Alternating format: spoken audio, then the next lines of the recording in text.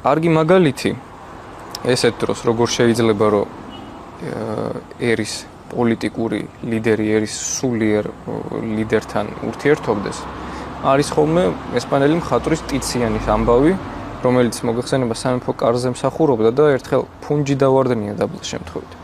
კარლოს მე-5 იყო მაშინ ესპანელების მეფე და ის იმ წუთასვე დაიხარა და მიეწოდა ეს ფუნჯი და ესეთი ფრაზა დააყოლა ტიციანი ღირსია ემსახურებოდნენ მეფეები ამრიგად თვლი და ასე მგონი ამ შემთხვევაში მარტო არ ვარ ბევრი დამეთანხმება მთავარი ასეთ დროს არის ხოლმე მოქროს შუალედის გამონახვა რომ წერალი დარჩეს იმ თავის ამპლუაში პოლიტიკოს თავის ამპლუაში თუმცა მათი საქმიანობა მაინც უკავშირდება ერთმანეთს ეს გსურს და მოგწონს თუ არა საუკეთესო მაგალითი იმისა როგორ შეიძლება ლიტერატურამ შეცვალოს პოლიტიკური პროცესები არის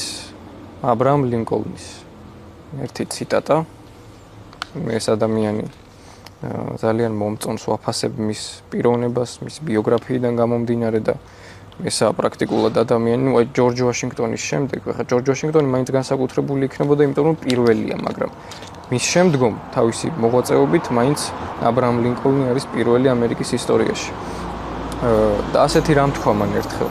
რასაც მოვაყოლე ეს ჩემი საუბარი რომ ჰარიეტ ბიჩერ სტოუს ბიძია თომას ქოხმა მიბიძგა რომ დამეწყომე სამოქალაქო ომი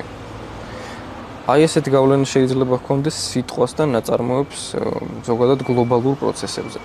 ამერიკის სამოქალაქო ომმა შემდგომში კიდევ რამდენი რამ შეცვალა აი ამ დომინოს ეფექტით უკვე. მთელ მსოფლიოში ეგეც ცხადია და ამას რაც უფრო გავასაუკუნები, უფრო კარგად შევაფასებთ და ავწონ-დავწონით.